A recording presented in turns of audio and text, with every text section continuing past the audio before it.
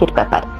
যারা নম্র, ভদ্র, সাপোর্টিভ, তারা সবসময় অন্যের সাথে ভালোভাবে কথা বলে এবং অন্যের জীবনকে তাদের নিজের নিয়ন্ত্রণে আনার চেষ্টা কখনোই করে না।